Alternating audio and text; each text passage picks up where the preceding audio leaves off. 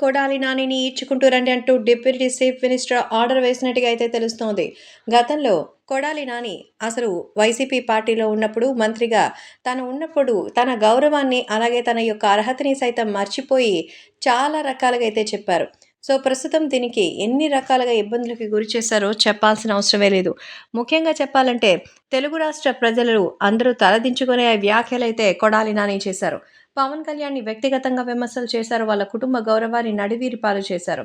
అంతేకాకుండా చిరంజీవి లాంటి వాళ్ళని సైతం ఆయన ఎన్నోగా చెప్పారు.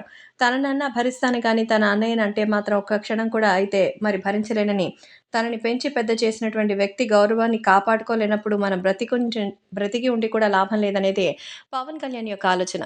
అందుకే తనని తన గవర్నమెంట్‌కి ఈ నేపథ్యంలో కొడాలి నానికి గట్టి వార్నింగ్ ఇవ్వడానికైతే మరి ఆయన సిద్ధమైపోయినట్టుగా తెలుస్తోంది. కొడాలి నాని వ్యక్తిగతంగా చేసినటువంటి విమర్శల్ని కూడా ఇప్పుడు తుప్పి కొట్టడానికైతే సిద్ధంగా ఉన్నారట. ఈ నేపథ్యంలో ఖచ్చితంగా పవన్ కళ్యాణ్ మరి కొడాలి నానికి సంబంధించిన ఈ వ్యవహారం మాత్రం హాట్ టాపిక్‌గా మారబోతోంది. కొడాలి నాని ఇంతవరకు చెప్పిన వ్యాఖ్యలన్నీ కూడా ఇప్పుడు నిజం కాబోతున్నాయా?